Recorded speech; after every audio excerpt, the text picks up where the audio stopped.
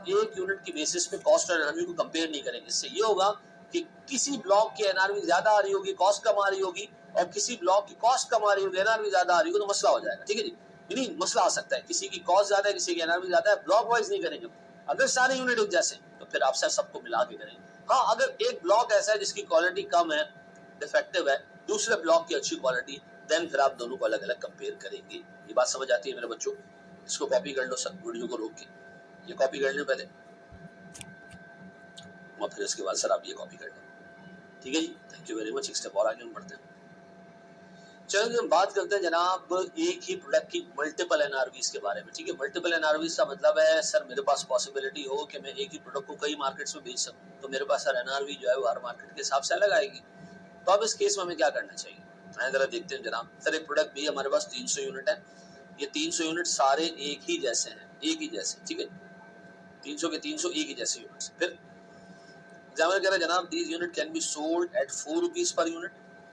ठीक है जी, या these unit can be sold at 5 rupees after further processing, और further processing cost in total would be 400। फिर उसके बाद वो कह रहे हैं जनाब the company uses the services of a distributor who will charge 50 rupees in total commission in both cases. तो एक काम करते हैं, हम कह रहे हैं जनाब मेरे पास ऑप्शन 1, मैं इसको बगैर फर्दर प्रोसेसिंग के बेच सकता हूँ इन्हीं प्रोडक्ट्स को। 300 के 300 एक जैसे यूनिट्स हैं, सिर्फ एनआरवी निकालनी है, कॉस्ट ऑफ नहीं निकालनी है। ठीक है, एनआरवी मैं कहूँगा जनाब मेरे पास जो सेल्स आएगी वो आएगी जनाब 300 यूनिट्स हैं, 4 रुपए पर यूनिट है, ये हो जाता है प्यारे भाई 1200, और इसमें मैं पे करूंगा सिर्फ कमीशन। कमीशन है सिर्फ 50 रुपए बस। तो मेरे पास सर ये एनआरवी हो गई कोई 1150 डन। अच्छा, अगर मैं आपसे कहूं जनाब ऑप्शन 2, इसको हम दूसरी जगह भी भेज सकते हैं फर्दर प्रोसेसिंग करके। ऑप्शन 2 क्या जी, आप इसको फर्दर प्रोसेस करें, ये बिकेगा 300 इंटू 5 यानी 1500 रुपए में। यार भाई इसको फर्दर प्रोसेसिंग कॉस्ट आएगी, टोटल मिला के उसने कहा जी फर्दर प्रोसेसिंग कॉस्ट है 400 रुपए। ठीक है, या गजी 400। फिर प्यारे भाई फिर वो आपसे कहेगा जी हमने कमीशन भी पे करना है, कमीशन है जी 50 रुपए। अब बताएं प्यारे भाई मेरे पास आ रही है 1500 माइनस 40 माइनस 50, 400 माइनस 50, ये आता है मेरे बच्चों 1050 रुपए। अब बताएं सर ये भी एक एनआरवी है, ऊपर वाली भी एक एनआरवी है। अब खुद एक बात बताओ, प्रूडेंट बंदा क्या करेगा? वो प्रूडेंट बंदा इसको कहां बेचेगा? इसको वो 1150 में बेचेगा, यानी 1150 इससे हासिल करना चाहेगा या 1050। अब देखिए आपने हमेशा प्रेफर करना है एग्जाम में हायर एनआरवी। आपने ये कहना है कि कंपनी की एनआरवी ये होगी, क्योंकि प्रूडेंट बंदा कभी भी सोल्यूशन है। ठीक है, अनलेस के एग्जामिनर कह दे कि ये वाली एनआरवी नहीं हासिल की जा सकती, कंपनी को लाजमी ये एनआरवी ही मिलेगी, ऑप्शन तो है लेकिन कंपनी हासिल नहीं कर सकती, कंपनी ने कॉन्ट्रैक्ट किया हुआ है कि इसको फर्दर प्रोसेस करके बेचेगी, कंपनी के लिए प्रैक्टिकली पॉसिबल नहीं है एनआरवी लेना, तो फिर इसका मतलब है आपने वो एनआरवी छोड़ के वो लेनी है जो कंपनी के लिए प्रैक्टिकली पॉसिबल है। अगर दोनों प्रैक्टिकली पॉसिबल है तो फिर आपने हमेशा वो पिक करनी है जो एनआरवी ज्यादा है। ये बात समझ आती है? तो अगर एक प्रोडक्ट की मल्टीपल एनआरवीज निकले आप वो पिक करें जो हाईएस्ट हो, अनलेस के एग्जामिनर ये कह देंगे जी ये ऊपर वाली NRV is not practically achievable and company जो है वो नीचे वाली एनआरवी भी जाएगी, तो फिर आपने नीचे वाली एनआरवी को पिक करना है, फिर आपने हायर को पिक नहीं करना। लेकिन अगर दोनों एनआरवी प्रैक्टिकली पॉसिबल है, आपने दोनों में से जो ज्यादा है मेरे बच्चों आपने वो पिक करनी है। ठीक है, थैंक यू। इससे और आगे बढ़ते हैं जनाब। चलो मेरे बच्चों एक और केस देखते हैं जिसमें एनआरवी की कैलकुलेशन थोड़ी सी कॉम्प्लेक्स हो जाती है, और फिर हम देखते हैं कि जनाब उसमें क्या रूल अडॉप्ट करना है। ठीक है, अज्यूम करें जनाब एक प्रोडक्ट है, ठीक है जी, ये मेरी कंपनी है और ये मेरे कंपेटिटर्स हैं। ठीक है जी, अज्यूम करें एक प्रोडक्ट में पास में से 450 रुपए की बेचता आ रहा हूँ। ठीक है, और सुनो, और मेरे कंपेटिटर भी आसपास तकरीबन 450, 470, 480 में बेचते हुए आ रहे हैं। ठीक, अच्छा एट प्रेजेंट जब मैं पहुंचा आज 31 दिसंबर को, तो मेरे कंपेटिटर्स ने प्राइस कर दिए 360। बहुत सुनो, अच्छा मेरा प्रोडक्ट मैं अज्यूम कर रहा हूँ कि क्वालिटी में थोड़ा सा सुपीरियर है, क्वालिटी में थोड़ा सा सुपीरियर है, तो मैं इस पोजीशन में हूँ कि भले मेरे कंपेटिटर 360 रुपए चार्ज कर रहे हैं प्रोडक्ट के, लेकिन मेरा प्रोडक्ट आराम से 420 रुपए में बिक जाएगा। मेरे कंपेटिटर से प्राइस कम की है, उनको मजबूरी होगी। अच्छा मैं देख रहा हूँ मेरा प्रोडक्ट मेरे कंपेटिटर से अच्छा है, बेहतर है, तो मैंने अपनी थोड़ी प्राइस कम की उसके मुकाबले। अच्छा और सुनो, मुझे लग रहा है कि सर फ्यूचर में भी आने वाले दिनों में जब मैं स्टॉक को बेचने जाऊंगा तो सर मैं आराम से इसको 410 रुपए में बेच पाऊंगा, थोड़ी सी मुझे और प्राइस कम करना पड़ेगी इन रिस्पॉन्स ताकि मेरे प्रोडक्ट बिक जाएं। और सुनो, पास्ट में 450, आज 420 है, और जिस वक्त मैं बेचूंगा उस वक्त 410 रुपए में बेच पाऊंगा। अच्छा स्टॉक मेरे पास आज पड़ा है, स्टॉक मेरे पास ही आज पड़ा है सर, लेकिन मैं कह रहा हूँ जनाब आज इसकी जो है वो मार्केट में वर्थ है 420, लेकिन जब इसको बेचने जाऊंगा मार्केट में तो उस वक्त 410 में ही बेच पाऊंगा। अब बताएं इसमें एनआरवी कौन सी है, पास्ट प्राइस करंट जिसमें मार्केट में बिक रहा है वो, या फ्यूचर प्राइस जो 410 रुपए आगे के आने वाले दिनों में। तो ये स्टॉक आपने बेचना आगे जाके, आपने आगे जाके बेचना, ठीक है। तो उस सूरत में आपको पिक करना चाहिए ये प्राइस, ठीक है, जिसको आपने देनी प्राइस। अच्छा, ये आपके करंट कंपेटिटर की प्राइसेस से ज्यादा है। कंपेटिटर कल क्या बेचेगा वो मुझे नहीं पता, ठीक है, लेकिन कंपेटिटर की गिवन प्राइस से ज्यादा है। अब अपने आप से आप पूछें कि कंपेटिटर 360 का आज बेच रहा है, तो क्या मैं मुस्तकबिल में 410 का बेच पाऊंगा? अगर मेरा जवाब ये आता है कि मेरा प्रोडक्ट क्वालिटी में, ब्रांड में, मार्केट की परसेप्शन के अंदर ज्यादा बेहतर है, तो फिर तो 410 सही है। तो 410 रुपए की एनआरवी ही पिक करनी चाहिए। इसका मतलब है सर, आपने प्रायोरिटी देनी है फ्यूचर प्राइस को, ठीक है। लेकिन ये याद रखना, ये आपने कंपेयर करने कस्टमर कंपेटिटर की प्राइस से, और कंपेटिटर की प्राइस से धीरे-धीरे ज्यादा है, तो जस्टिफाई करें खुद को कि आप इस रेट में इसको बेच पाएंगे क्योंकि आपका प्रोडक्ट कंपेटिटर के मुकाबले बेहतर है, ठीक। अच्छा, फिर ये 420 ना ले सर, बेटा इसके ये प्राइस एग्जाम में ना दियो। अब आप देखिए इन दोनों को, अब बताइए अगर मेरा प्रोडक्ट कंपेटिटर के मुकाबले में बेहतर है, मुझे लग रहा है कि बेहतर है, और मैं इंशाल्लाह ताला अपनी अपनी जो है वो गिवन प्राइस पे चीजें बेच दूंगा, तो फिर आप एनआरवी इसको रखें। लेकिन अगर आपको लग रहा है कि जी आपका और जो कंपेटिटर का प्रोडक्ट लगभग एक जैसा है, आप बिल्ड कर रहे हो 420, लेकिन आप रियलाइज नहीं कर पाओगे, तो फिर सर आपको पिक करना चाहिए ये प्राइस ऐसा। और सर अगर आपके पास ऐसा कुछ भी अवेलेबल नहीं है, तो फिर आप पास प्राइस को ही फॉलो करें, ठीक है जी। तो इसका मतलब है मेरे पास चार पॉसिबिलिटीज है एनआरवी। नंबर 1 फ्यूचर प्राइस, जिस पे आप गुड्स बेच सकोगे, this is the best possible rate जिस पे आप एनआरवी को बेच करें। नहीं है तो करंट प्राइसेस देखिए, आप अपनी प्राइस भी देखिए, कंपेटिटर की प्राइस भी देखिए। अगर आपका प्रोडक्ट कंपेटिटर के बराबर है, कंपेटिटर जैसा है, तो फिर आप एनआरवी यानी सेलिंग प्राइस आपने कंपेटिटर से ऊपर नहीं रखनी। लेकिन अगर आपका प्रोडक्ट कंपेटिटर से बेहतर है, तो फिर आप ऊपर रखें। लेकिन अगर आपका प्रोडक्ट कंपेटिटर से हल्का है, तो सीधी सी बात है 360 भी ज्यादा आपको कम रखना पड़ेगा। सर अगर ये दोनों प्राइसेस अवेलेबल नहीं है, तो फिर आप क्या करेंगे? प्रेफरेंस देंगे इसको, पास्ट प्राइसेस को, अज्यूमिंग कि जो पास्ट है वो फ्यूचर में भी इसी तरह ही चलता रहेगा। अच्छा, अब बहुत से देखिएगा मेरे बच्चों, स्टेशन रख रहा हूं, आपने मुझे बताना है कि जी इसमें कौन सी सेलिंग प्राइस एनआरवी कैलकुलेट करने के लिए relevant.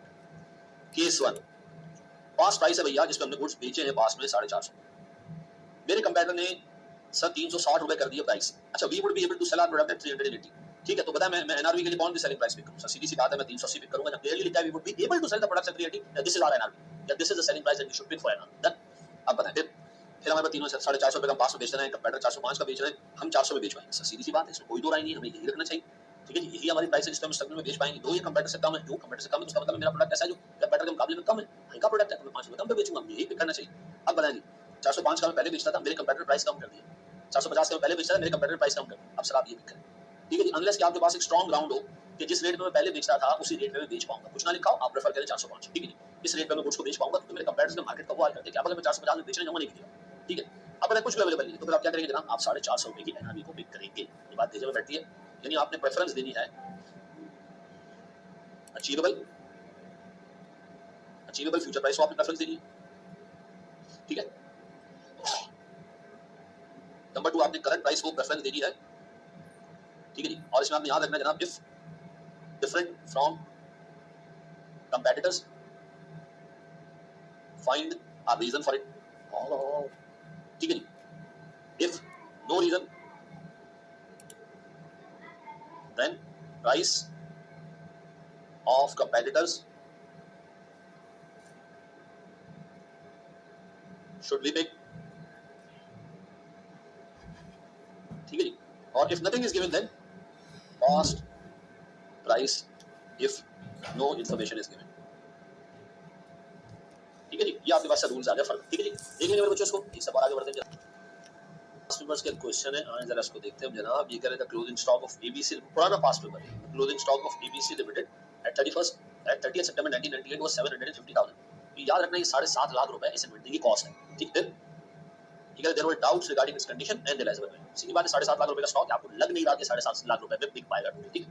It was found that 80% stock is in good condition. देखिए प्रोडक्ट एक है, लेकिन आप प्रोडक्ट के अंदर झांके ना तो आपको 80% नजर आ रहा है बहुत अच्छा स्टॉक, 15% नजर आ रहा है स्लाइटली डैमेज, और 5% आपको नजर आ रहा है बिल्कुल ही जो है वो खत्म कंडम स्टॉक। सर को ये 5% ऐसा डैमेज है, ठीक है।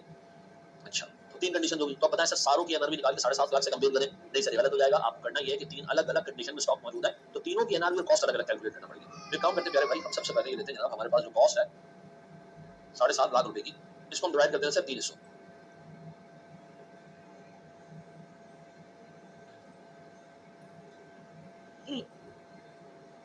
एक हमारे पास है प्यारे बच्चों कंप्लीटली गुड यूनिट्स, ठीक है जी। फिर हमारे पास है स्लाइटली डैमेज्ड,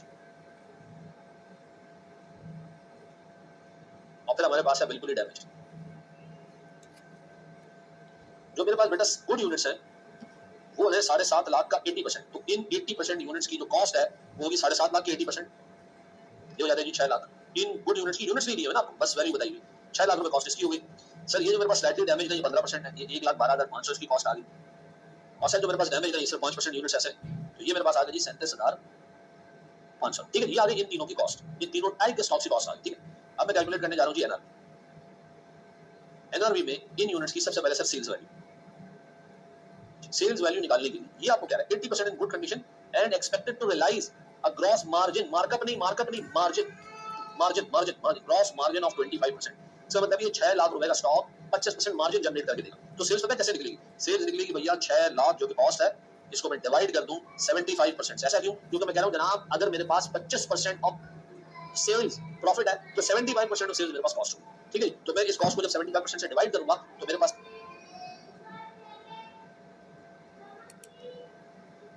सर सेल्स निकल आएगी, that is 6 lakh divided by 0.75, ये आती है भैया 8 लाख रुपए। ये आ गई प्यारे भाई मेरे पास सेल्स, पक्का जी? अच्छा,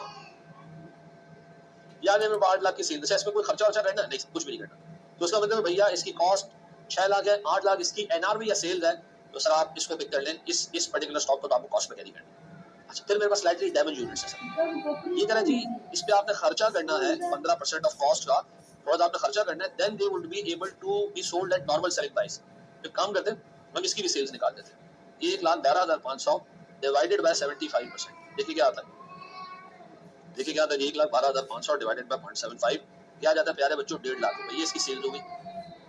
अब ये सेल्स ही देके जाएगा, इसमें खर्चा भी करना है, इसमें खर्चा करना है 15% एडिशनल कॉस्ट, एडिशनल एक्सपेंडिचर 15% किसका, इस कॉस्ट का 15%। तो अभी काम करते हैं जी फर्दर प्रोसेसिंग कॉस्ट, 1,12,500 रुपए की जो कॉस्ट है इसका 15% कितना होता है, देखिए 1,12,500 मल्टीप्लाई 0.15, ये आता है मेरे बच्चों 16,875। ये अगर मैं माइनस कर दूं तो मेरे प्यारे बच्चों मेरे पास एनआरवी आएगी इसकी 1,50,000 माइनस 16,875, ये बनता है मेरे प्यारे बच्चों 133,125। अब बताएं बाबू इसकी एनआरवी को कंपेयर करो जरा इसकी कॉस्ट से, तो क्या बेहतर लग रहा है आपको? सर इसको भी कैरी करना चाहिए हमें कॉस्ट। तो सर हमारे स्लाइटली डैमेज यूनिट्स भी कॉस्ट में कैरी होंगे, गुड यूनिट्स भी कॉस्ट में कैरी होंगे। अब हम आखिर वाले की बात करने जा रहे हैं जो कि हमारे पास क्या है जनाब, डैमेज यूनिट्स है। वो कह रहे हैं damage units 40% of normal selling price पे बिके, कोई खर्चा नहीं करना, ये वैसे ही 40% ऑफ नॉर्मल सेलिंग प्राइस पे बिकते हैं। तो सर पहले तो आप नॉर्मल सेलिंग प्राइस निकाल लें जरा से, ये कैसे निकलेगी जी? नॉर्मल सेल्स 37,500 डिवाइडेड बाय 75%, निकाले भैया 37,500.75। नॉर्मल सेलिंग वैल्यू इसकी निकलती है 28,125 और इसका सिर्फ 40% ये रियलाइज कर पाएगा। तो सर मैंने इसके 40% निकाल लूं, ये आता है मेरे बच्चों 1,12,000, ये सॉरी 11,250। आप बताओ मेरे बच्चों 11,250 आ रहा है सर मेरे पास, 40% डिस्काउंट है, 40% only fetch 40% of the normal selling price, ये आपने गलत कैलकुलेट किया 2,125। सर 37,500 डिवाइडेड बाय 0.75 50,000 आता है सर। इस 50,000 का 40% आपने लेना है, ये हो जाता है प्यारे भाई 20,000। ऐसा अब बताओ जब मैं आपको कहूं प्यारे भाई मेरे पास 20,000 की एनआरवी और 7,500 की कॉस्ट, कौन सा बेहतर है? तो आप कहोगे जनाब आपने इस स्टॉक को कैरी करना है एनआरवी। तो अब बताएं मेरे पास तीनों टाइप के स्टॉक आ गए, ठीक है जी। तो मेरे पास सर स्टॉक की वैल्यू होनी चाहिए, पहले वाले ब्लॉक की वैल्यू होनी चाहिए 6 लाख, वो कॉस्ट पे कैरी हुआ। दूसरे वाले की वैल्यू होनी चाहिए 1,12,500 की कॉस्ट पे कैरी हुआ, और तीसरे वाले की वैल्यू होनी चाहिए 20,000 ये एनआरवी पे कैरी हुआ। तो बताएं मेरे पास 6 लाख 20,000 या 1,12,500 प्लस 20,000 या मेरे पास 7,32,500। अब बताइए मेरे पास वो वैल्यू है जो फाइनेंशियल स्टेटमेंट्स में जानी चाहिए स्टॉक, ठीक है। Thank you very much. यहां हमारे सर एनआरवी का